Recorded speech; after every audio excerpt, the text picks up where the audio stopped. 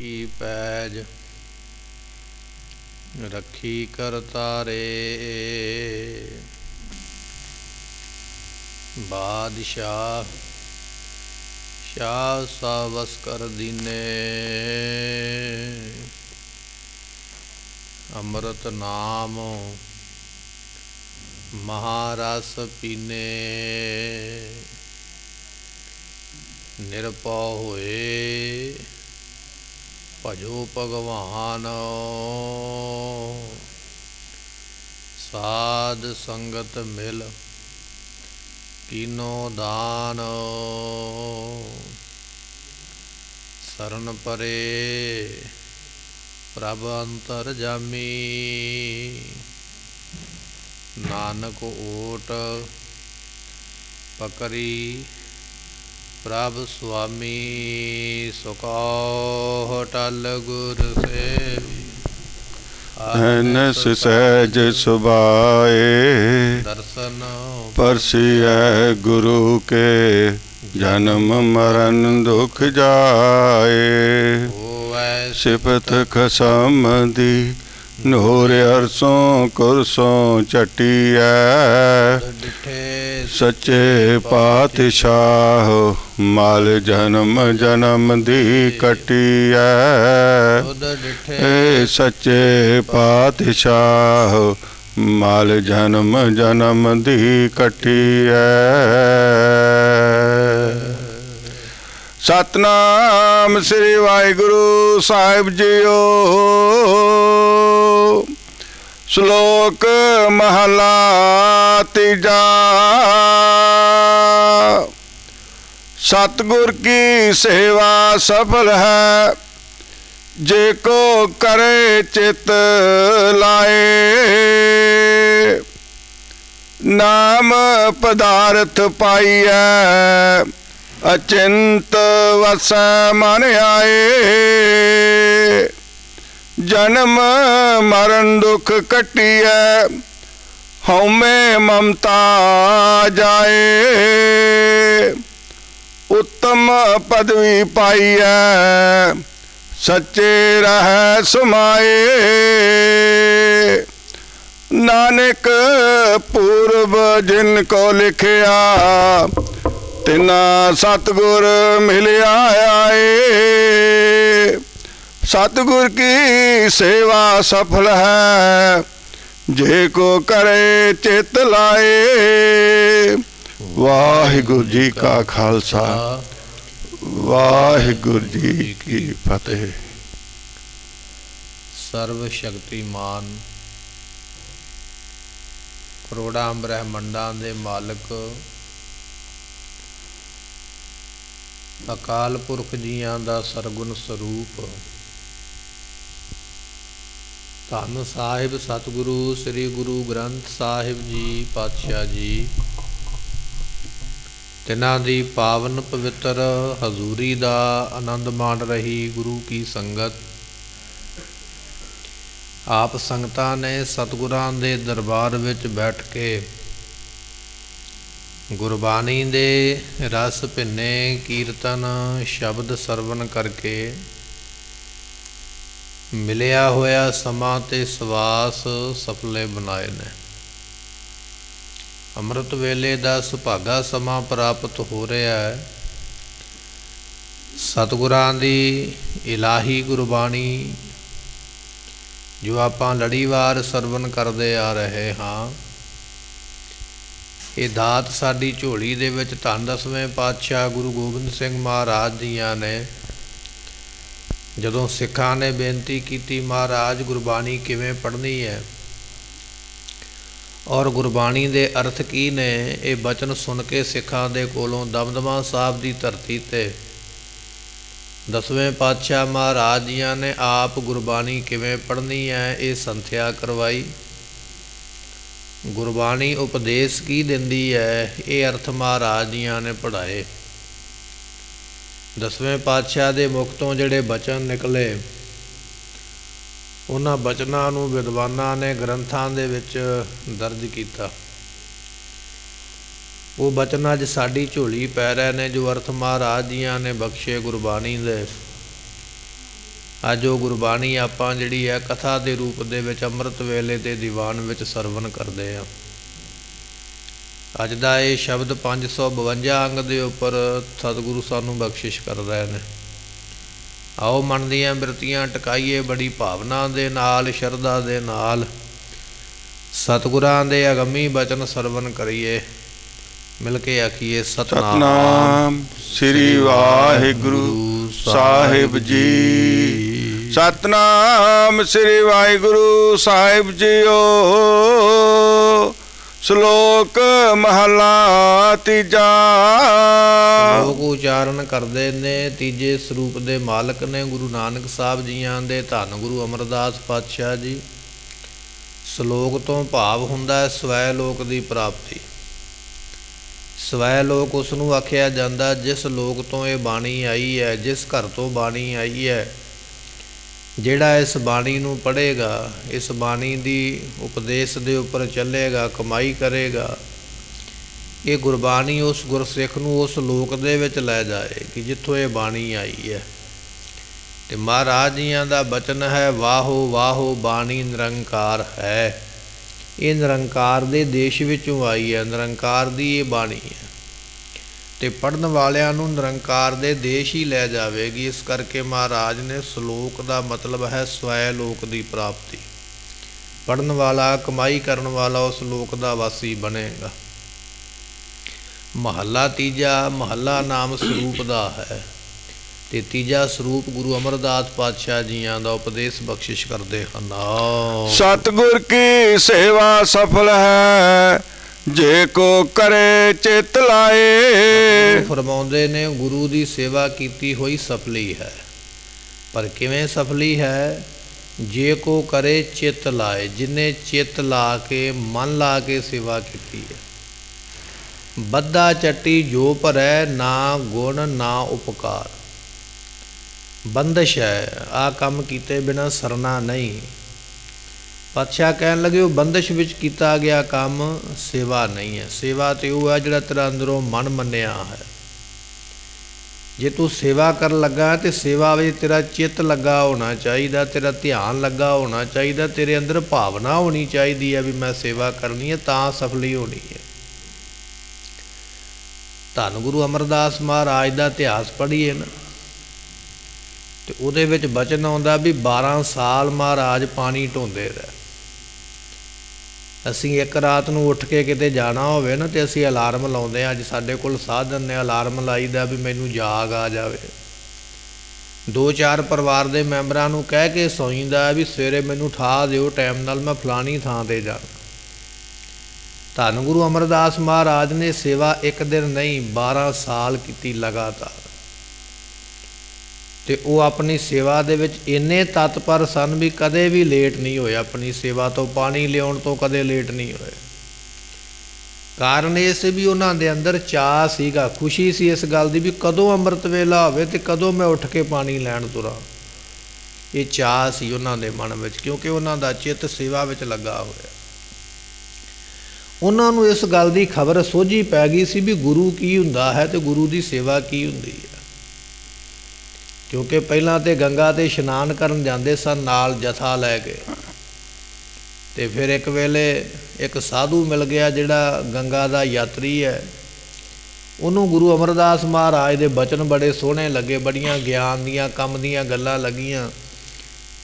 ਅਤੇ ਜਦੋਂ ਆਇਆ ਮਹਾਰਾਜ ਦੇ ਇਲਾਕੇ ਦੇ ਵਿੱਚ, ਸਤਿਗੁਰੂ ਕਹਿੰਦੇ ਆ ਅੱਜ ਸਾਡੇ ਘਰ ਰਾਤ ਰਹੋ ਅਤੇ ਸਵੇਰੇ ਅੱਗੇ ਚਲਾ ਦੀ। ਆਪਾਂ ਇੰਨੇ ਦਿਨ ਸਫ਼ਰ ਇਕੱਠਿਆਂ ਕੀਤਾ, ਯਾਤਰਾ ਇਕੱਠੀ ਕੀਤੀ ਹੈ। ਅਤੇ ਸਾਧੂ ਰਹਿ ਪਿਆ ਮਹਾਰਾਜ ਦੇ ਘਰ। ਉਦੋਂ ਹਾਲੇ ਗੁਰੂ ਨਹੀਂ ਬਣੇ। ਰਾਤ ਨੂੰ ਪ੍ਰਸ਼ਾਦਾ ਪਾਣੀ ਛਕ ਕੇ ਜਦੋਂ ਮੰਜੇ 'ਤੇ ਸੁੱਤੇ ਸਨ, ਕੋਠੇ ਦੀ ਛੱਤ ਦੇ ਉੱਪਰ, ਮਕਾਨ ਦੀ ਛੱਤ 'ਤੇ, ਅਤੇ ਬਚਨ ਬਿਲਾਸ ਕਰਦਿਆਂ ਸਾਧੂ ਨੇ ਪੁੱਛ ਹੀ ਲਿਆ। ਵੈਰਾਗੀ ਨੇ ਕਹਿਣ ਲੱਗਾ ਜੀ ਬੜੀਆਂ ਗਿਆਨ ਦੀਆਂ ਗੱਲਾਂ, ਤੁਹਾਨੂੰ ਤਾਂ ਬੜਾ ਗਿਆਨ ਹੈ, ਤੁਹਾਡਾ ਗੁਰੂ ਕੌਣ ਹੈ? ਜਦੋਂ ਇਹ ਪੁੱਛਿਆ ਨਾ ਵੀ ਤੁਹਾਡਾ ਗੁਰੂ ਕੌਣ ਹੈ, ਅਤੇ ਗੁਰੂ ਅਮਰਦਾਸ ਮਹਾਰਾਜ ਜੀਆਂ ਨੇ ਸੱਚ ਹੀ ਬੋਲਿਆ। ਕਹਿਣ ਲੱਗੇ ਵੀ ਗੁਰੂ ਕੀ ਹੁੰਦਾ ਸਾਨੂੰ ਤਾਂ ਪਤਾ ਹੀ ਨਹੀਂ ਵੀ ਗੁਰੂ ਹੁੰਦਾ ਕੀ ਹੈ। ਜੇ ਪਤਾ ਹੋਵੇ ਵੀ ਗੁਰੂ ਕੀ ਹੁੰਦਾ ਤਾਂ ਫਿਰ ਹੀ ਗੁਰੂ ਬਣਾਵਾਂਗੇ ਨਾ। ਮੇਰਾ ਤਾਂ ਕੋਈ ਗੁਰੂ ਨਹੀਂ ਹੈ, ਮੈਂ ਤਾਂ ਗੁਰੂ ਕੋਈ ਬਣਾਇਆ ਹੀ ਨਹੀਂ ਹੈ।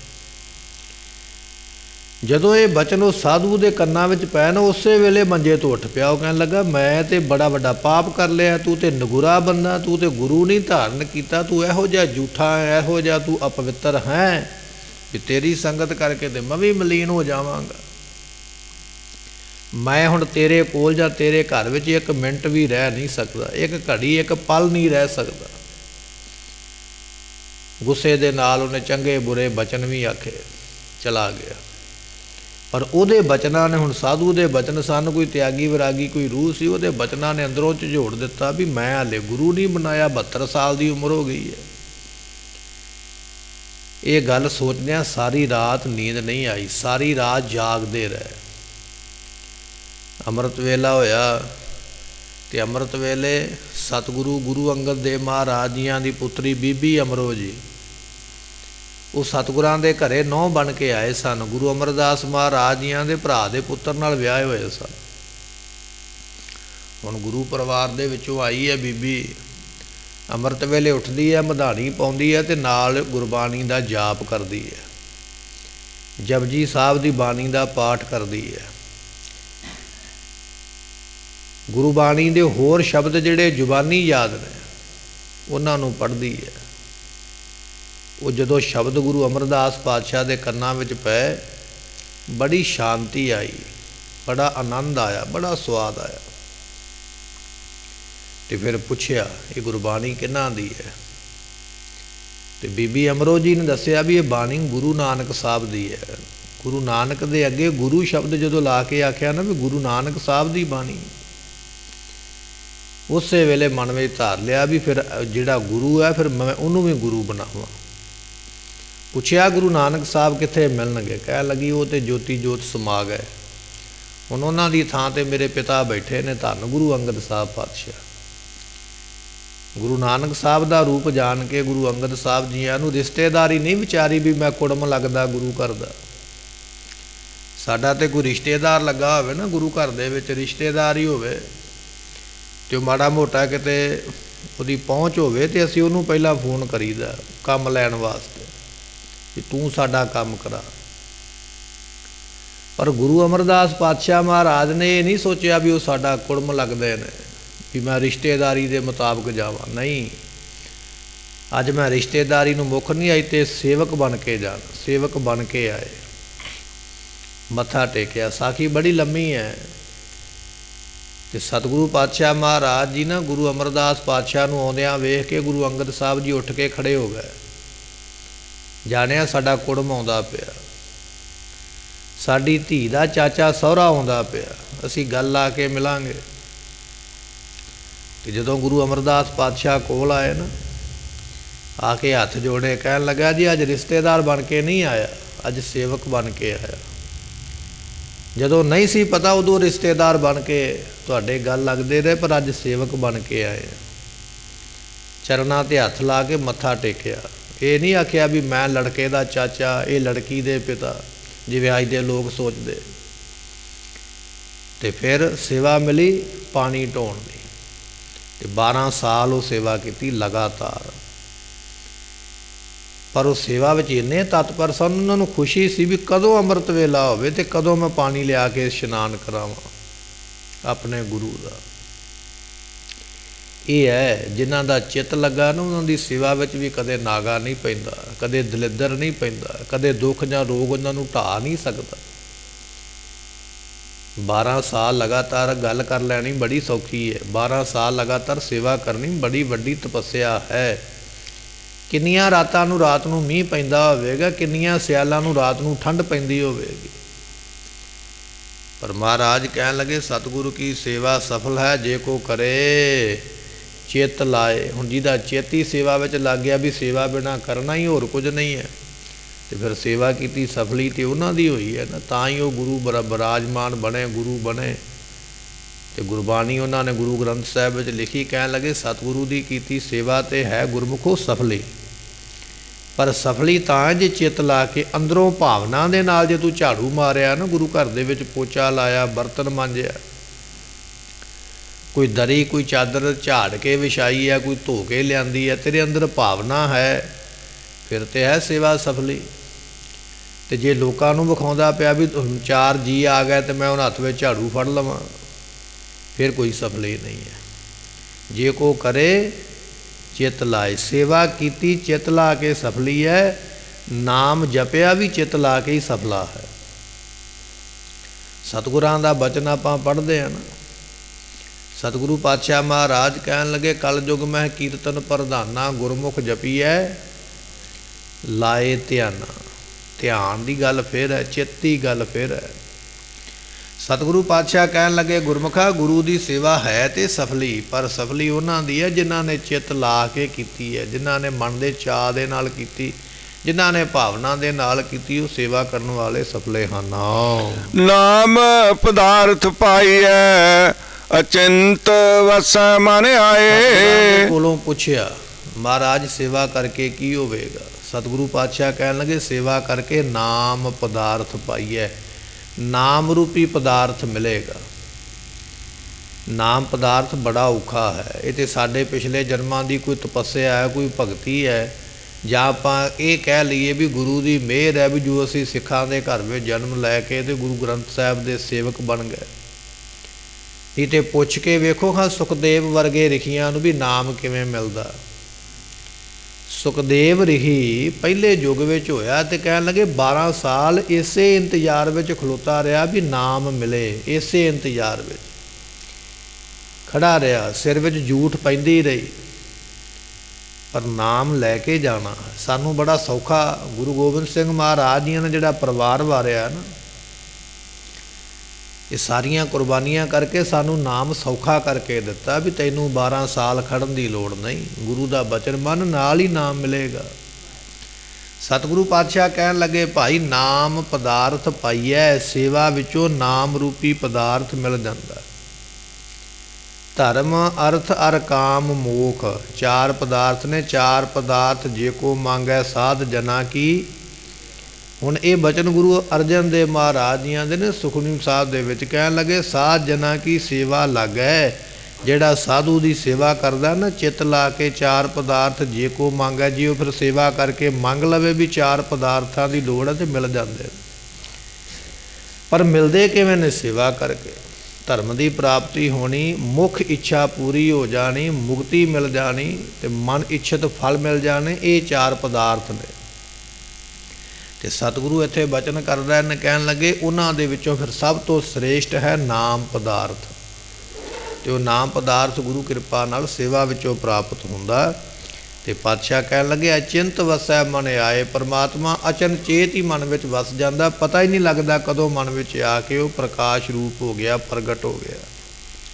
ਐਸੀ ਦਾਤ ਸੇਵਾ ਵਿੱਚੋਂ ਲੱਭ ਜਾਂਦੀ ਹੈ। ਜਨਮ ਮਰਨ ਦੁੱਖ ਕੱਟਿਐ ਹਉ ਮੈਂ ਮਮਤਾ ਜਾਏ। ਬਖਸ਼ਿਸ਼ ਕਰਦੇ ਨਾਮ ਜਪਣ ਦੇ ਨਾਲ ਨਾ ਜੰਮਣ ਤੇ ਮਰਨ ਦਾ ਦੁੱਖ ਕੱਟਿਆ ਜਾਂਦਾ। ਦੁਨੀਆ ਵਿੱਚ ਬੜੇ ਦੁੱਖ ਨੇ, ਸਾਰੀ ਦੁਨੀਆ ਦੁੱਖਾਂ ਨਾਲ ਭਰੀ ਪਈ ਹੈ। ਭਾਵੇਂ ਕੋਈ ਰਾਜਾ ਹੈ, ਵਜ਼ੀਰ ਹੈ, ਭਿਖਾਰੀ ਹੈ, ਦੁੱਖ ਨਾ ਕਿਸੇ ਰੂਪ ਵਿੱਚ ਕਿਸੇ ਨਾ ਕਿਸੇ ਨੂੰ ਜ਼ਰੂਰ ਲੱਗਾ ਹੋਇਆ ਕਿ ਉਸ ਦੁੱਖ ਨੇ ਦੁਨੀਆ ਨੂੰ ਰਵਾਇਆ ਹੋਇਆ। ਗੁਰੂ ਨਾਨਕ ਸਾਹਿਬ ਪਾਤਸ਼ਾਹ ਮਹਾਰਾਜ ਜੀ ਨੂੰ ਕਿਹਾ ਸੀ ਨਾ ਭਾਈ ਮਰਦਾਨਾ ਜੀ, ਕਹਿਣ ਲੱਗੇ ਭਾਈ ਮਰਦਾਨਾ ਜੀ ਮਹਾਰਾਜ ਉਹ ਸਾਹਮਣੇ ਸ਼ਾਹੂਕਾਰ ਬੈਠਾ ਬੜਾ ਸੁਖੀ ਹੈ, ਦੁੱਖ ਤੇ ਕੋਈ ਹੈ ਹੀ ਨਹੀਂ। ਵੇਖੋ ਚਿੱਟੀਆਂ ਚਾਦਰਾਂ ਉਹਦੇ ਥੱਲੇ ਵਿਛਾਈਆਂ ਨੇ, ਚਿੱਟੇ ਸਰਾਣੇ ਉਹਨੇ ਢੋ ਲਾਈ ਹੋਈ ਹੈ, ਨੌਕਰ ਚਾਕਰ ਹੱਥ ਜੋੜ ਕੇ ਉਹਦਾ ਹੁਕਮ ਮੰਨਦੇ ਪਏ ਨੇ, ਪੀਣ ਵਾਲੇ ਠੰਡੇ ਸ਼ਰਬਤ ਉਹਦੇ ਅੱਗੇ ਪਿੱਛੇ ਲੈ ਕੇ ਤੁਰੇ ਫਿਰਦੇ। ਇਹਦੇ ਵਰਗਾ ਸੁਖੀ ਕੌਣ ਹੋਵੇਗਾ? ਅੰਤਰਜਾਮੀ ਗੁਰੂ ਨਾਨਕ ਦੇਵ ਪਾਤਸ਼ਾਹ ਕਹਿਣ ਲੱਗੇ ਭਾਈ ਮਰਦਾਨਿਆ ਇਹਦੇ ਵਰਗਾ ਦੁਖੀ ਕੋਈ ਨਹੀਂ ਉਹ ਦੁਨੀਆ ਵਿੱਚ। ਵੈਸੇ ਤੇ ਸਾਰੀ ਦੁਨੀਆ ਹੀ ਦੁਖੀ ਹੈ। ਜਦੋਂ ਪੁੱਛਿਆ ਤੇ ਉਹ ਰੋਣ ਲੱਗ ਪਿਆ ਸ਼ਾਹੂਕਾਰ। ਤੇ ਸਤਿਗੁਰਾਂ ਨੇ ਫਿਰ ਉਪਦੇਸ਼ ਦਿੱਤਾ, ਕਹਿਣ ਲੱਗੇ ਸਹੰਸਰ ਦਾਨ ਦੇ ਇੰਦਰ ਰਵਾਇਆ, ਪਰਸਰਾਮ ਰੋਵੈ ਘਰ ਆਇਆ, ਅਜੈਸ ਰੋਵੈ ਭਿਖਿਆ ਖਾਏ, ਐਸੀ ਦਰਗਹ ਮਿਲੈ ਸਜਾਏ, ਰੋਵੈ ਰਾਮ ਨਿਕਾਲਾ ਪਿਆ। ਜਦੋਂ ਰਾਮ ਜੀਆਂ ਨੂੰ 14 ਸਾਲ ਦਾ ਬਨਵਾਸ ਮਿਲਿਆ, ਕਹਿਣ ਲੱਗੇ ਇਹੋ ਜਿਹਾ ਰੱਬੀ ਅਵਤਾਰ ਵੀ ਰੋਂਦੇ ਦੁਨੀਆ ਨੇ ਵੇਖੇ। ਸਤਿਗੁਰਾਂ ਨੇ ਸਾਰਾ ਸ਼ਬਦ ਉਚਾਰਿਆ, ਉਹਦੇ ਵਿੱਚ ਭਜਨ ਕੀਤਾ, ਕਿਹੜਾ ਦੁਖੀ ਹੋ ਕੇ ਰੋਇਆ। ਤੂੰ ਤੇ ਦੁਨੀਆ ਦੇ ਬੰਦਿਆਂ ਦੀ ਗੱਲ ਕਰਦਾ। ਮਹਾਰਾਜ ਨੇ ਆਖਿਆ ਇੰਦਰ ਰਵਾਇਆ, ਜਿਹੜਾ ਸਵਰਗਾਂ ਦਾ ਦੇਵਤਾ ਨਾ, ਆਮ ਦੁਨੀਆ ਦੇ ਲੋਕ ਆਖਦੇ ਫਲਾਣਾ ਬੰਦਾ ਸਵਰਗਵਾਸੀ ਹੋ ਗਿਆ, ਅਸੀਂ ਤੇ ਮਰ ਕੇ ਸੁਰਗ ਪਾਉਣਾ ਚਾਹੁੰਦੇ ਹਾਂ। ਪਰ ਮਹਾਰਾਜ ਕਹਿਣ ਲੱਗੇ ਉਸ ਸੁਰਗ ਦਾ ਦੇਵਤਾ ਵੀ ਰੋਂਦਾ ਪਿਆ, ਉਹਨੂੰ ਵੀ ਦੁੱਖ ਲੱਗਾ ਹੋਇਆ। ਐਸੇ ਦੁੱਖ ਨੇ। ਪਰ ਪਾਤਸ਼ਾਹ ਕਹਿਣ ਲੱਗੇ ਉਹਨਾਂ ਦੁੱਖਾਂ ਤੋਂ ਗੁਰੂ ਬਾਹਰ ਕੱਢ ਲੈਂਦਾ। ਜਨਮ ਮਰਨ ਦੁੱਖ ਕੱਟੀਐ। ਜਿੱਥੇ ਹੋਰ ਬੜੇ ਦੁੱਖ ਨੇ, ਉੱਥੇ ਸਭ ਤੋਂ ਵੱਡਾ ਦੁੱਖ ਜੰਮਣ ਤੇ ਮਰਨ ਦਾ ਹੈ। ਵਿਦਵਾਨ ਕਹਿੰਦੇ ਨੇ 70,000 ਬਿੱਛੂ ਜੇ ਡੰਗ ਮਾਰ ਦੇਵੇ, ਜਿੰਨੀ ਦਰਦ ਹੁੰਦੀ ਹੈ ਇੰਨੀ ਦਰਦ ਜਨਮ ਵੇਲੇ ਔਰ ਇੰਨੀ ਦਰਦ ਮਰਨ ਵੇਲੇ ਮਨੁੱਖ ਨੂੰ, ਸਰੀਰ ਨੂੰ ਮਿਲਦੀ ਹੈ। ਫਰੀਦਾ ਜਿੰਦ ਨਿਮਾਣੀ ਕੱਢੀ ਹੈ, ਹੱਡਾਂ ਕੂ ਕੜਕਾਏ। ਸਾਡੀ ਕੋਈ ਹੱਥ ਨੂੰ, ਕੋਈ ਬਾਂਹ ਨੂੰ, ਕੋਈ ਉਂਗਲ ਨੂੰ ਮਰੋੜ ਦੇਵੇ ਤਾਂ ਕਿੰਨੀ ਦਰਦ ਹੁੰਦੀ ਹੈ। ਹਾਲੇ ਤੋੜੀ ਨਹੀਂ ਹੈ, ਕੇਵਲ ਮਰੋੜੀ ਹੈ, ਵਾਟੀ ਦਿੱਤਾ। ਪਰ ਜੇ ਕਿਤੇ ਹੱਡੀ ਟੁੱਟ ਜਾਵੇ ਤਾਂ ਕਿੰਨਾ ਦਰਦ ਹੋਵੇਗਾ। ਇੱਕ ਹੱਡੀ ਦੇ ਟੁੱਟਣ ਦਾ ਇੰਨਾ ਦਰਦ ਹੈ, ਪਰ ਜਿੰਦ ਜਦੋਂ ਕੱਢਦੀ ਹੈ ਅੰਦਰੋਂ ਨਿਕਲਦੀ ਹੈ, ਪਤਾ ਨਹੀਂ ਕਿੰਨੀਆਂ ਕੁ ਹੱਡੀਆਂ ਤੋੜ ਕੇ ਜਾਮ ਸਰੀਰ ਵਿੱਚੋਂ ਆਤਮਾ ਨੂੰ ਕੱਢਦਾ। ਉਸ ਦਰਦ ਦਾ ਵਿਖਿਆਨ ਨਹੀਂ ਕੀਤਾ ਜਾ ਸਕਦਾ, ਕਿੰਨਾ ਦੁੱਖ ਹੋਵੇਗਾ। ਗੁਰੂ ਪਾਤਸ਼ਾਹ ਕਹਿਣ ਲੱਗੇ ਉਸ ਦੁੱਖ ਤੋਂ ਤੈਨੂੰ ਗੁਰੂ ਬਚਾਵੇਗਾ। ਜਨਮ ਮਰਨ ਦੁੱਖ ਕੱਟੀਐ। ਜੇ ਗੁਰੂ ਦੀ ਸੇਵਾ ਕਰਕੇ ਨਾਮ ਜਪਿਆ ਹੋਵੇਗਾ ਤੇ ਉਸ ਦੁੱਖ ਤੋਂ ਫਿਰ ਗੁਰੂ ਬਚਾਵੇਗਾ। ਤੇ ਸਤਿਗੁਰੂ ਪਾਤਸ਼ਾਹ ਮਹਾਰਾਜ ਕਹਿਣ ਲੱਗੇ ਹਉਮੈ ਮਮਤਾ ਜਾਏ। ਹਉਮੈ ਹੰਕਾਰ ਤੇ ਮਮਤਾ ਮੋਹ, ਇਹ ਵੀ ਚਲਾ ਜਾਏਗਾ। ਦੁਨੀਆ ਵਿੱਚ ਬੰਦਾ ਸੰਸਾਰ ਵਿੱਚ ਜਨਮ ਲੈਣ ਦਾ ਕਾਰਨ ਹੀ ਹਉਮੈ ਹੈ। ਹਉ ਵਿੱਚ ਆਇਆ, ਹਉ ਵਿੱਚ ਗਿਆ। ਮੈਂ ਮੇਰੀ ਕਰਦਿਆਂ ਜਨਮ ਲੈਂਦਾ, ਮੈਂ ਮੇਰੀ ਕਰਦਿਆਂ ਹੀ ਮਰ ਜਾਂਦਾ। ਤੇ ਕੋਈ ਮਮਤਾ ਦੇ ਵਿੱਚ, ਮੋਹ ਦੇ ਵਿੱਚ ਪਿਆ ਪਿਆ ਮਰੀ ਜਾਂਦਾ। ਪਰ ਇਹ ਹੰਗਤਾ ਮਮਤਾ ਵੀ ਚਲੇ ਜਾਏਗੀ, ਜੰਮਣ ਮਰਨ ਦਾ ਦੁੱਖ ਵੀ ਚਲਾ ਜਾਏਗਾ ਜੇ ਗੁਰੂ ਦੀ ਸੇਵਾ ਕਰਦਾ ਹੈ। ਉੱਤਮ ਪਦਵੀ ਪਾਈਐ, ਸੱਚੇ ਰਹਿ ਸਮਾਏ। ਉੱਤਮ ਪਦਵੀ ਪ੍ਰਾਪਤ ਹੁੰਦੀ ਹੈ। ਉੱਤਮ ਪਦਵੀ ਕਿਹੜੀ ਹੈ? ਬ੍ਰਹਮ ਗਿਆਨੀ ਦੀ ਪਦਵੀ। ਇਹ ਹੈ ਉੱਤਮ ਪਦ, ਸਭ ਤੋਂ ਵੱਡਾ। ਉੱਥੇ ਫਿਰ ਮਹਾਰਾਜ ਕਹਿਣ ਲੱਗੇ ਬ੍ਰਹਮ ਗਿਆਨੀ ਆਪ ਪਰਮੇਸ਼ਰ, ਫਿਰ ਖੁਦ ਖੁਦਾ ਬਣ ਜਾਂਦਾ। ਉਹ ਉੱਤਮ ਪਦਵੀ ਜਿਹੜੀ ਹੈ ਨਾ, ਗੁਰੂ ਕੋਲੋਂ ਲੈ ਕੇ ਨਾਮ ਜਪੇ ਹੋਏ ਦੀ, ਸੇਵਾ ਕੀਤੇ ਹੋਏ ਦਾ ਫਲ ਮਿਲੇਗਾ। ਉੱਤਮ ਪਦਵੀ ਪਾਈ ਹੈ। ਤੇ ਪਾਤਸ਼ਾਹ ਕਹਿਣ ਲੱਗੇ ਫਿਰ ਕੀ ਹੋਵੇਗਾ? ਸੱਚੇ ਰਹਿ ਸਮਾਏ। ਸੱਚੇ ਅਕਾਲ ਪੁਰਖ ਵਿੱਚ ਸਦਾ ਵਾਸਤੇ ਸਮਾ ਜਾਵੇਗਾ, ਲਿਵਲੀਨ ਹੋ ਜਾਂਦਾ ਹੈ। ਨਾਨਕ ਪੂਰਬ ਜਿਨ ਕੋ ਲਿਖਿਆ, ਤਿਨਾ ਸਤਿਗੁਰ ਮਿਲਿਆ ਏ। ਮਹਾਰਾਜ ਜੀ ਨੂੰ ਪੁੱਛਿਆ ਸਤਿਗੁਰੂ ਜੀ ਫਿਰ ਗੁਰੂ ਮਿਲਦਾ ਕਿਹਨੂੰ ਹੈ? ਤੇ ਮਹਾਰਾਜ ਕਹਿਣ ਲੱਗੇ ਭਾਈ ਗੁਰੂ ਉਹਨਾਂ ਨੂੰ ਮਿਲਦਾ ਨਾਨਕ ਜਿਨ ਸਤਿਗੁਰ ਲਿਖਿਆ, ਜਿਨ੍ਹਾਂ ਨੂੰ ਪਰਮੇਸ਼ਰ ਨੇ ਜਨਮ ਲੈਣ ਤੋਂ ਪਹਿਲਾਂ ਕਰਮਾਂ ਦੇ ਵਿੱਚ ਲਿਖ ਦਿੱਤਾ ਵੀ ਤੇਰੇ ਕਰਮ ਵਿੱਚ ਲਿਖਿਆ ਵੀ ਜਾ ਭਾਈ ਤੈਨੂੰ ਗੁਰੂ ਪ੍ਰਾਪਤ ਹੋਵੇਗਾ, ਉਹਨਾਂ ਨੂੰ ਮਿਲਦਾ, ਦੂਜੇ ਨੂੰ ਕੋਈ ਨਹੀਂ ਪ੍ਰਾਪਤ ਹੁੰਦਾ।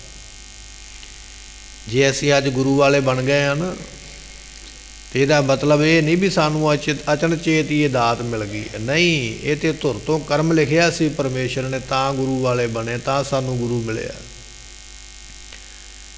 ਨਾਨਕ ਪੂਰਬ ਜਿਨ ਕੋ ਲਿਖਿਆ, ਪੂਰਬ ਤੋਂ ਭਾਵ ਹੁੰਦਾ ਪਹਿਲਾਂ, ਜਨਮ ਤੋਂ ਪਹਿਲਾਂ ਜਿਨ੍ਹਾਂ ਨੂੰ ਲਿਖਿਆ ਸੀ ਇਹ ਲੇਖ ਵੀ ਤੂੰ ਗੁਰੂ ਵਾਲਾ ਬਣਨਾ, ਤੈਨੂੰ ਸਤਿਗੁਰ ਮਿਲਿਆ ਆਏ, ਗੁਰੂ ਵੀ ਉਹਨੂੰ ਮਿਲਿਆ। ਤੇ ਜਦੋਂ ਗੁਰੂ ਨਾਨਕ ਸਾਹਿਬ ਦੁਨੀਆ ਵਿੱਚ ਆਏ ਹੋਣਗੇ, ਧੰਨ 10ਵੇਂ ਪਾਤਸ਼ਾਹ ਮਹਾਰਾਜ ਦੁਨੀਆ 'ਤੇ ਆਏ, ਕਿੰਨੀ ਆਬਾਦੀ ਸੀ ਦੁਨੀਆ ਦੀ, ਕਿੰਨੇ ਲੋਕ ਸਨ, ਪਰ ਸਾਰੇ ਤੇ ਨਹੀਂ ਨਾ ਮਹਾਰਾਜ ਦੇ ਸਿੱਖ ਬਣ ਸਕੇ, ਸਾਰਿਆਂ ਨੇ ਤੇ ਨਹੀਂ ਨਾ ਗੁਰੂ ਮੰਨਿਆ। ਕਈ ਤੇ ਮਹਾਰਾਜ ਦਾ ਵਿਰੋਧ ਕਰਦੇ ਰਹੇ, ਕਈ ਜੰਗ ਵੀ ਕਰਦੇ ਰਹੇ। ਕਾਰਨ ਕੀ ਹੈ? ਕਿਉਂਕਿ ਉਹਨਾਂ ਦੇ ਮੱਥੇ 'ਤੇ ਲੇਖ ਹੈ ਹੀ ਨਹੀਂ ਸੀ ਵੀ ਇਹ ਗੁਰੂ ਨੂੰ ਜਾ ਕੇ ਮਿਲ ਪੈਣਗੇ। ਜਿਨ੍ਹਾਂ ਦੇ ਮੱਥੇ 'ਤੇ ਲੇਖ ਹੈ ਨਾ, ਉਹ ਭਾਈ ਦਇਆ ਸਿੰਘ ਵਰਗੇ ਨੇ, ਭਾਈ ਧਰਮ ਸਿੰਘ ਵਰਗੇ ਨੇ, ਜਿਨ੍ਹਾਂ ਨੂੰ ਇਹ ਦਾਤ ਪ੍ਰਾਪਤ ਹੋਈ ਹੈ, ਉਹ ਗੁਰੂ ਨੂੰ ਆ ਕੇ ਮਿਲੇ ਤੇ ਸਫਲੇ ਹੋਏ ਹਨ। ਮਹੱਲਾ ਤੀਜਾ। ਨਾਮ ਰਤਾ ਸਤਿਗੁਰੂ ਹੈ, ਕਲ ਯੁਗ ਬਹੁਤ ਹੋਏ। ਉਹਨਾਂ ਨੂੰ ਸਵਾਲ ਕਰ ਦਿੱਤਾ। ਸਿੱਖ ਮਹਾਰਾਜ ਦੇ ਬੜੇ ਸੁਤੰਤਰ ਸਨ, ਬੜੀ ਆਤਮ ਵਿਸ਼ਿਆਨੀ ਮਤ ਵਾਲੇ ਸਨ। ਇੱਕ ਸਿੱਖ ਨੇ ਸਵਾਲ ਕੀਤਾ, ਮਹਾਰਾਜ ਗੁਰੂ ਦੀ ਕੀ ਨਿਸ਼ਾਨੀ ਹੈ? ਕਿਉਂਕਿ ਗੁਰੂ ਤੇ ਇੱਕ ਸ਼ਬਦ ਹੀ ਹੈ ਨਾ, ਜਿਹੜਾ ਮਰਜ਼ੀ ਆਪਣੇ ਨਾਮ ਦੇ ਨਾਲ ਲਵਾ ਲਵੇ ਵੀ ਮੈਂ ਹਾਂ ਸਤਿਗੁਰੂ। ਸਤਿਗੁਰੂ ਨਿਸ਼ਾਨੀ ਕੀ ਹੋਵੇਗੀ? ਤੇ ਗੁਰੂ ਅਮਰਦਾਸ ਪਾਤਸ਼ਾਹ ਕਹਿਣ ਲੱਗੇ ਨਾਮ ਰਤਾ ਸਤਿਗੁਰੂ ਹੈ। ਨਾਮੀ ਪਰਮੇਸ਼ਰ ਦੇ ਨਾਮ ਦੇ ਵਿੱਚ ਜਿਹੜਾ ਮਿਲਿਆ ਹੋਇਆ, ਜਿਹੜਾ ਰੰਗਿਆ ਹੋਇਆ ਨਾ, ਅਸਲ ਵਿੱਚ ਉਹ ਹੈ ਸਤਿਗੁਰੂ।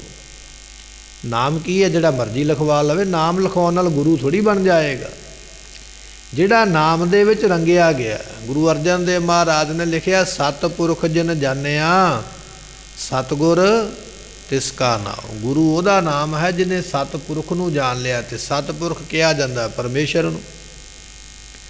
ਪਰਮੇਸ਼ਰ ਨੂੰ ਜਿਹਨੇ ਆਪ ਜਾਣਿਆ ਹੈ।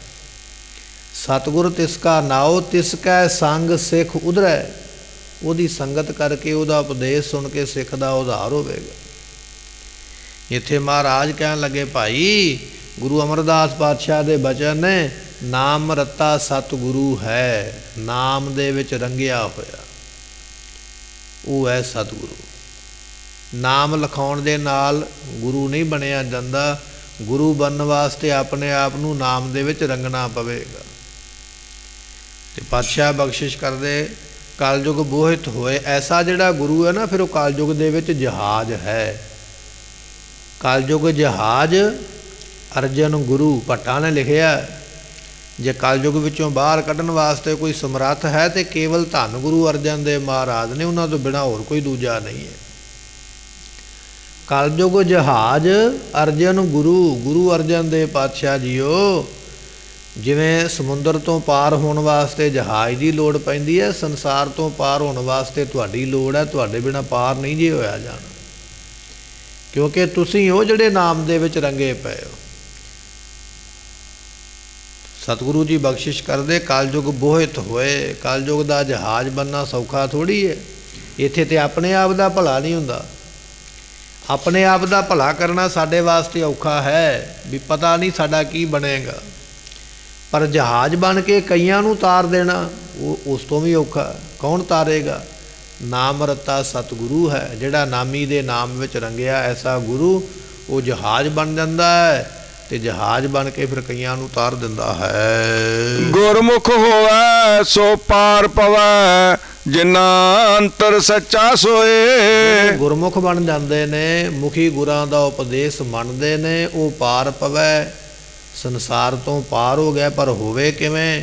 ਜਿਨ੍ਹਾਂ ਅੰਦਰ ਸੱਚਾ ਸੋਏ, ਜਿਨ੍ਹਾਂ ਦੇ ਅੰਦਰ ਉਹ ਸੱਚਾ ਵਸਿਆ, ਉਹ ਸੰਸਾਰ ਤੋਂ ਪਾਰ ਹੁੰਦੇ ਹਨ। ਨਾਮ ਸੰਭਾਲੈ ਨਾਮ ਸੰਗ ਰਹੈ, ਨਾਮੇ ਹੀ ਪਤ ਹੋਏ। ਜਿਹੜੇ ਨੇ ਨਾਮ ਨੂੰ ਸੰਭਾਲਦੇ ਨੇ, ਸੰਭਾਲਣ ਤੋਂ ਭਾਵ ਹੁੰਦਾ ਯਾਦ ਕਰਦੇ ਨੇ। ਹਰ ਵੇਲੇ ਨਾਮ ਨੂੰ ਯਾਦ ਕਰਦੇ ਰਹਿੰਦੇ, ਤੇ ਨਾਮ ਨੂੰ ਯਾਦ ਕਰ ਕਰਕੇ ਫਿਰ ਨਾਮ ਨੂੰ ਇਕੱਠਾ ਕਰ ਲੈਂਦੇ। ਜਿਵੇਂ ਅਸੀਂ ਸੰਸਾਰ ਦੇ ਲੋਕ ਕਰਦੇ ਆ ਨਾ, ਕੌਡੀ ਕੌਡੀ ਜੋਰ ਕੈ। ਕੋਈ ਅਮੀਰ ਆਦਮੀ ਇੱਕੇ ਦਿਨ ਅਮੀਰ ਥੋੜ੍ਹੀ ਬਣਿਆ। 100 ਹਜ਼ਾਰ ਲੱਖ ਕਮਾਉਂਦਾ ਰਿਹਾ, ਫਿਰ ਖਜ਼ਾਨਾ ਭਰ ਲਿਆ। ਜਿਵੇਂ ਦੁਨੀਆ ਦੇ ਲੋਕ ਰੁਪਈਆ ਕਰਕੇ, ਮਾਇਆ ਇਕੱਠੀ ਕਰਕੇ ਖਜ਼ਾਨਾ ਭਰ ਲੈਂਦੇ ਨੇ, ਗੁਰਮੁਖ ਜਿਹੜੇ ਨੇ ਆਪਣੀ ਜ਼ੁਬਾਨ ਤੋਂ ਵਾਹਿਗੁਰੂ ਵਾਹਿਗੁਰੂ ਕਹਿ ਕੇ ਉਹ ਨਾਮ ਦਾ ਖਜ਼ਾਨਾ ਭਰ ਲੈਂਦੇ। ਨਾਮ ਦਾ ਖਜ਼ਾਨਾ ਵੀ ਇੱਕੇ ਦਿਨ ਨਹੀਂ ਭਰਿਆ ਜਾਣਾ। ਦੁਨੀਆ ਦੇ ਲੋਕ ਰੁਪਈਆ ਇਕੱਠਾ ਕਰਦੇ ਨੇ, ਗੁਰਮੁਖ ਜਿਹੜੇ ਨੇ ਉਹ ਨਾਮ ਇਕੱਠਾ ਕਰਦੇ। ਨਾਮੇ ਹੀ ਪਤ ਹੋਏ। ਮਹਾਰਾਜ ਨਾਮ ਹੀ ਕਿਉਂ ਇਕੱਠਾ ਕਰਦੇ? ਸਤਿਗੁਰੂ ਕਹਿੰਦੇ ਉਹਨਾਂ ਨੂੰ ਪਤਾ ਲੱਗ ਗਿਆ ਵੀ ਨਾਮ ਦੇ ਨਾਲ ਹੀ ਇੱਜ਼ਤ ਇੱਥੇ ਹੋਣੀ ਹੈ, ਤੇ ਨਾਮ ਦੇ ਨਾਲ ਹੀ ਇੱਜ਼ਤ ਦਰਗਾਹ ਵਿੱਚ ਹੋਣੀ ਹੈ।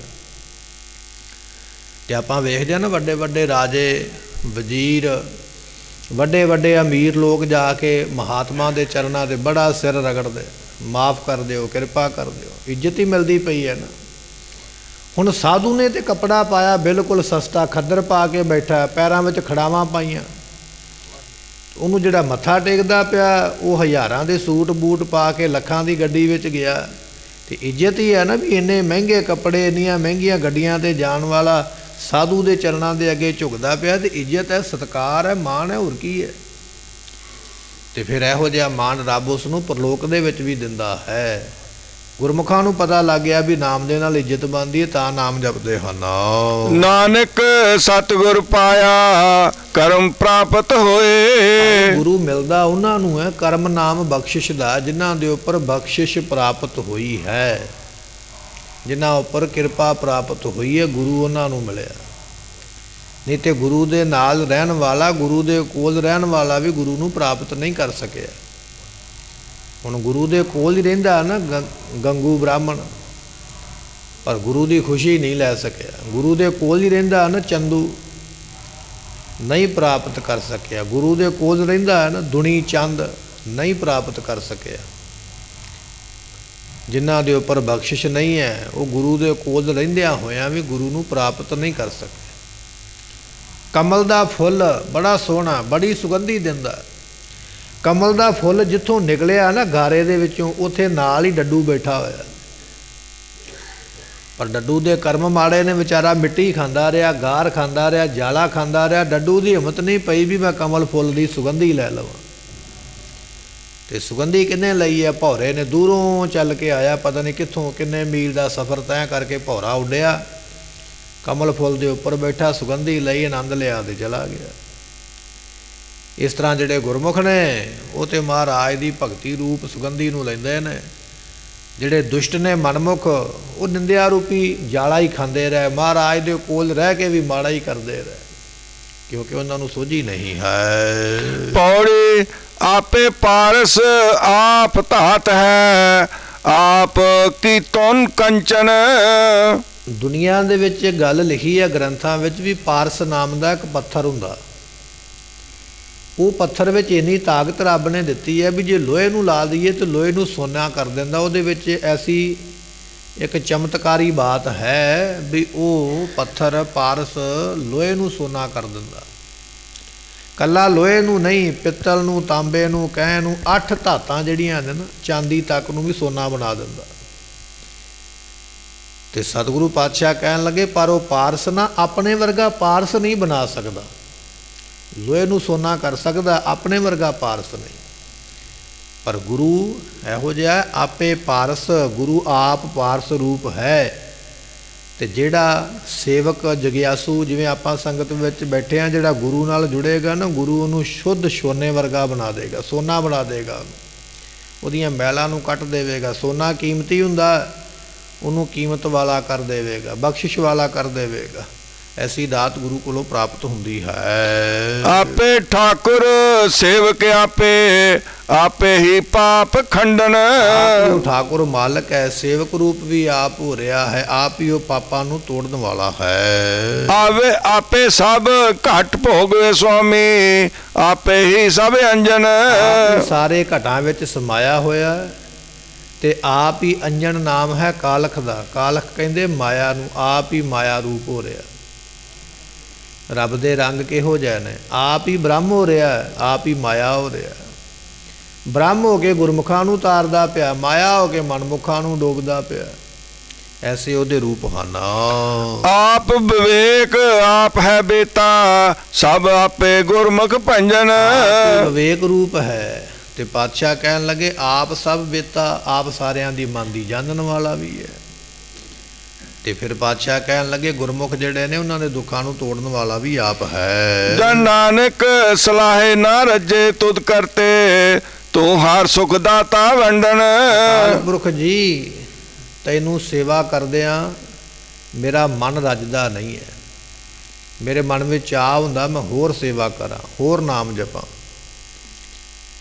ਸਤਿਗੁਰੂ ਜੀ ਬਖਸ਼ਿਸ਼ ਕਰਦੇ, ਜਨ ਨਾਨਕ ਸਲਾਹੇ ਨਾ ਰੱਜੈ, ਮੈਂ ਤੇਰੀ ਸਿਫਤ ਕਰਕੇ ਵੀ ਰੱਜਦਾ ਨਹੀਂ।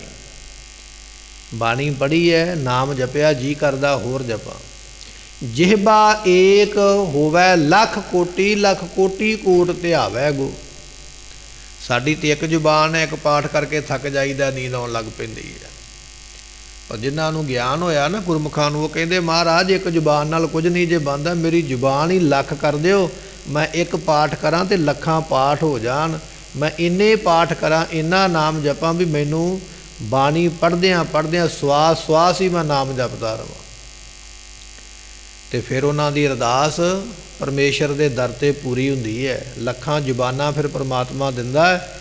ਜਿੰਨੇ ਆਪਣੇ ਸਰੀਰ ਦੇ ਰੋਮ ਨੇ ਨਾ, ਕੇਸ, ਇਹ ਸਾਰੇ ਕੇਸ ਉਹਨਾਂ ਦੇ ਫਿਰ ਜ਼ੁਬਾਨਾਂ ਬਣ ਜਾਂਦੇ। ਜੇ ਮੂੰਹ ਦੇ ਵਿੱਚੋਂ ਇੱਕ ਵਾਰੀ ਵਾਹਿਗੁਰੂ ਨਿਕਲਦਾ, ਜਿੰਨੇ ਰੋਮ ਨੇ ਨਾ ਉਹ ਸਾਰੇ ਨਾਲ ਹੀ ਵਾਹਿਗੁਰੂ ਕਹਿੰਦੇ। ਲੱਖਾਂ ਰੋਮ ਨੇ ਸਾਡੇ ਸਰੀਰ 'ਤੇ, ਲੱਖਾਂ ਕੇਸ਼, ਤੇ ਲੱਖਾਂ ਹੀ ਉਹਨਾਂ ਦੀਆਂ ਜੜ੍ਹਾਂ ਨੇ ਜਿੱਥੋਂ ਨਿਕਲੇ ਨੇ। ਸਾਰਿਆਂ ਦੇ ਵਿੱਚੋਂ ਫਿਰ ਵਾਹਿਗੁਰੂ ਮੰਤਰ ਨਿਕਲਦਾ। ਗੁਰਮੁਖਾਂ ਦੀ ਕਮਾਈ ਐਡੀ ਵੱਡੀ ਹੈ। ਅਸੀਂ ਤੇ ਇੱਕ ਪਾਠ ਕਰਕੇ ਆਖਦੇ ਮੈਂ ਵੱਡੇ ਭਾਗਾਂ ਵਾਲਾ, ਤੇ ਜਿੰਨੇ ਇੱਕ ਪਾਠ ਦੇ ਨਾਲ ਲੱਖਾਂ ਕਰ ਲਿਆ ਉਹ ਕਿੱਡੇ ਕਰਮਾਂ ਵਾਲਾ ਹੋਵੇਗਾ। ਤੇ ਫਿਰ ਐਸੇ ਜਿਹੜੇ ਨੇ ਉਹ ਕਿੰਨਿਆਂ ਨੂੰ ਤਾਰ ਕੇ ਲੈ ਜਾਣਗੇ ਦੁਨੀਆ ਤੋਂ, ਕਿੰਨਿਆਂ ਦਾ ਭਲਾ ਕਰ ਦੇਣਗੇ, ਗਿਣਤੀ ਮਿੰਤੀ ਕੋਈ ਨਹੀਂ ਹੈ। ਸ਼ਲੋਕ ਮਹਲਾ ਚੌਥਾ। ਬਿਨ ਸਤਿਗੁਰ ਸੇਵੇ ਜੀ ਕੇ ਬੰਦਨਾ, ਜੇਤੇ ਕਰਮ ਕਮਾਹੇ। ਗੁਰੂ ਦੀ ਸੇਵਾ ਕਰਨ ਤੋਂ ਬਿਨਾ ਜਿੰਨੇ ਤੂੰ ਕਰਮ ਬੰਦਿਆ ਕਰਦਾ ਪਿਆ, ਤੈਨੂੰ ਬੰਧਨ ਰੂਪ ਨੇ, ਸਾਰੇ ਤੈਨੂੰ ਬੰਨ ਲੈਣਗੇ। ਵਰਤ ਰੱਖਿਆ ਨਾ, ਉਹ ਵੀ ਤੈਨੂੰ ਬੰਨ ਲਵੇਗਾ। ਯਾਤਰਾ ਕੀਤੀ ਹੈ, ਉਹ ਵੀ ਬੰਨ ਲਵੇਗੀ। ਪੁੰਨ ਤੇ ਦਾਨ ਕੀਤਾ, ਪਿਛਲੇ ਦੀਵਾਨ ਵਿੱਚ ਆਪਾਂ ਸਰਵਣ ਕੀਤਾ ਸੀ ਵੀ ਪੁੰਨ ਤੇ ਦਾਨ ਕੀ ਹੁੰਦਾ, ਪਾਪ ਤੇ ਪੁੰਨ ਕੀ ਹੁੰਦਾ। ਪਾਪ ਵੀ ਤੈਨੂੰ ਬੰਨ ਲੈਣ ਵਾਲਾ, ਪੁੰਨ ਵੀ ਬੰਨ ਲੈਣ ਵਾਲਾ। ਪੁੰਨ ਕਰੇਗਾ स्वर्गां ਵਿੱਚ ਜਾਏਗਾ, ਫਿਰ ਦੁਨੀਆ ਵਿੱਚ ਆਏਗਾ। ਪਾਪ ਕਰੇਗਾ ਨਰਕਾਂ ਵਿੱਚ ਜਾਏਗਾ, ਫਿਰ ਦੁਨੀਆ ਵਿੱਚ ਆਏਗਾ। ਨਾ ਪਾਪ ਨੇ ਮੁਕਤ ਕੀਤਾ, ਨਾ ਪੁੰਨ ਨੇ ਮੁਕਤ ਕੀਤਾ। ਜੇ ਹੁਣ ਬੰਦਾ ਕੋ ਆਖੇ ਵੀ ਮੇਰੇ ਹੱਥਾਂ ਨੂੰ ਹੱਥ ਕੜੀ ਲੱਗੀ ਹੈ, ਪਰ ਲੱਗੀ ਸੋਨੇ ਦੀ ਹੈ, ਇਹਦੇ ਵਿੱਚ ਸ਼ਾਬਾਸ਼ੀ ਤੇ ਕੋਈ ਨਾ ਹੋਈ। ਸੋਨੇ ਦੀ ਹੱਥ ਕੜੀ ਮਹਿੰਗੀ ਤੇ ਹੋ ਸਕਦੀ ਹੈ, ਪਰ ਬੰਨ ਕੇ ਤੇ ਬੈਠੀ ਹੈ ਨਾ, ਗੁਲਾਮ ਤੇ ਤੈਨੂੰ ਬਣਾਈ ਬੈਠੀ ਹੈ। ਬਸ ਇੰਨਾ ਕੋਈ ਫਰਕ ਹੈ ਪਾਪ ਤੇ ਪੁੰਨ ਦਾ। ਤੇ ਸਤਿਗੁਰੂ ਪਾਤਸ਼ਾਹ ਕਹਿੰਦੇ ਜੇ ਮੁਕਤ ਹੋਣਾ ਨਾ ਬਿਨ ਸਤਿਗੁਰ ਸੇਵੇ, ਇੱਕ ਗੁਰੂ ਦੀ ਸੇਵਾ ਤੋਂ ਬਿਨਾ ਜਿੰਨੇ ਹੋਰ ਕਰਮ ਕਰੇਗਾ ਤੈਨੂੰ ਬੰਧਨ ਵਾਲੇ ਨੇ, ਛੱਡਣ ਵਾਲੇ ਨਹੀਂ। ਪਰ ਗੁਰੂ ਦੀ ਸੇਵਾ ਤੈਨੂੰ ਬੰਧਨਾਂ ਤੋਂ ਮੁਕਤ ਕਰਨ ਵਾਲੀ ਹੈ। ਬਿਨ ਸਤਿਗੁਰ ਸੇਵੇ ਠਵਰ ਨਾ ਪਾਵਈ, ਮਰ ਜੰਮੇ ਆਵੇ ਜਾਹੇ। ਪਾਤਸ਼ਾਹ ਕਹਿਣ ਲੱਗੇ ਗੁਰੂ ਦੀ ਸੇਵਾ ਕੀਤੇ ਤੋਂ ਬਿਨਾ ਤੈਨੂੰ ਟਿਕਾਣਾ ਮਿਲਣਾ ਹੀ ਨਹੀਂ, ਥਾਂ ਮਿਲਣਾ ਹੀ ਕੋਈ ਨਹੀਂ। ਮਰ ਜਨਮੈ, ਕਦੇ ਮਰੇਗਾ ਕਦੇ ਜਨਮੇਗਾ, ਆਵਹਿ ਜਾਏ, ਜਨਮ ਲੈ ਕੇ ਦੁਨੀਆ ਤੇ ਆ ਗਿਆ, ਮਰ ਕੇ ਦੁਨੀਆ ਤੋਂ ਚਲਾ ਗਿਆ। ਹਰੇਕ ਜਨਮ ਦੇ ਵਿੱਚ ਯਾਤਰਾ ਹੀ ਕਰਦਾ ਰਿਹਾ। ਕਦੇ ਪਸ਼ੂ ਬਣ ਕੇ ਤੁਰਿਆ ਫਿਰਦਾ, ਕਦੇ ਪੰਛੀ ਬਣ ਕੇ ਤੁਰਿਆ ਫਿਰਦਾ, ਕਦੇ ਮਨੁੱਖ ਬਣ ਕੇ ਤੁਰਿਆ ਫਿਰਦਾ, ਪਰ ਟਿਕਾਣਾ ਕਿਸੇ ਜਨਮ ਦੇ ਵਿੱਚ ਵੀ ਨਹੀਂ ਆਇਆ, ਟਿਕਾਓ ਨਹੀਂ ਮਿਲਿਆ। ਸਤਿਗੁਰੂ ਪਾਤਸ਼ਾਹ ਕਹਿਣ ਲੱਗੇ ਕਿਉਂ ਨਹੀਂ ਮਿਲਿਆ? ਕਿਉਂਕਿ ਸਤਿਗੁਰੂ ਦੀ ਸੇਵਾ ਨਹੀਂ ਕੀਤੀ, ਇਸ ਕਰਕੇ ਟਿਕ ਨਹੀਂ ਸਕਿਆ ਹੈ। ਬਿਨ ਸਤਿਗੁਰ ਸੇਵੇ ਫਿੱਕਾ ਬੋਲਣਾ, ਨਾਮ ਨਵਸੇ ਮਨ ਆਏ। ਗੁਰੂ ਦੀ ਸੇਵਾ ਨਹੀਂ ਕਰਦੇ ਤੇ ਮੂੰਹ ਤੋਂ ਫਿੱਕਾ ਬੋਲਦੇ ਨੇ। ਫਿੱਕਾ ਕੀ? ਮਾੜਾ ਬੋਲਣਾ, ਗਾਲ ਕੱਢਣੀ ਕਿਸੇ ਨੂੰ ਮਿਹਣਾ ਦੇਣਾ, ਤਾਨਾ ਦੇਣਾ, ਬੋਲੀ ਮਾਰਨੀ।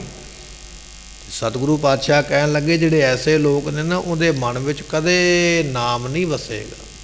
ਉਹ ਭੁਲੇਖਾ ਕੱਢ ਦੇਵੇ ਵੀ ਮੈਂ ਬੜੀ ਯਾਤਰਾ ਕਰਕੇ ਆਇਆ। ਨਾਨਕ ਫਿੱਕਿਆ ਬੋਲਿਆ, ਤਨ ਮਨ ਫਿੱਕਾ ਹੋਏ। ਫਿੱਕਾ ਬੋਲਣ ਦੇ ਨਾਲ ਮਨ ਵੀ ਤੇ ਤਨ ਦੋਨੇ ਹੀ ਫਿੱਕੇ ਪੈ ਜਾਂਦੇ, ਨਾਮ ਦਾ ਰਸ ਆਉਂਦਾ ਹੀ ਨਹੀਂ ਹੈ।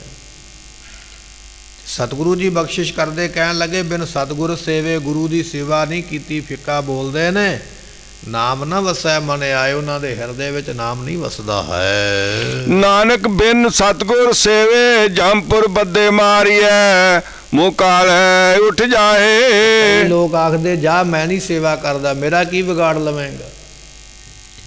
ਭਾਈ ਤੇਰਾ ਮੈਂ ਤੇ ਕੁਝ ਨਹੀਂ ਵਿਗਾੜ ਸਕਦਾ, ਪਰ ਗੁਰੂ ਨਾਨਕ ਸਾਹਿਬ ਪਾਤਸ਼ਾਹ ਕਹਿਣ ਲੱਗੇ ਬਿਨ ਸਤਿਗੁਰ ਸੇਵੇ, ਜਿਨ੍ਹਾਂ ਨੇ ਗੁਰੂ ਦੀ ਸੇਵਾ ਨਹੀਂ ਕੀਤੀ ਵੀ ਮੈਂ ਨਹੀਂ ਕਰਦਾ। ਤੇ ਸਤਿਗੁਰੂ ਪਾਤਸ਼ਾਹ ਕਹਿਣ ਲੱਗੇ ਮੋਹ ਕਾਲੇ, ਜਿਹੜੇ ਕਾਲੇ ਮੂੰਹਾਂ ਵਾਲੇ ਜਮ ਨੇ ਨਾ, ਜਮਦੂਤ, ਉਹ ਫਿਰ ਆਉਣਗੇ ਤੇ ਤੈਨੂੰ ਬੰਨ੍ਹ ਕੇ ਇੱਥੋਂ ਲੈ ਜਾਣਗੇ।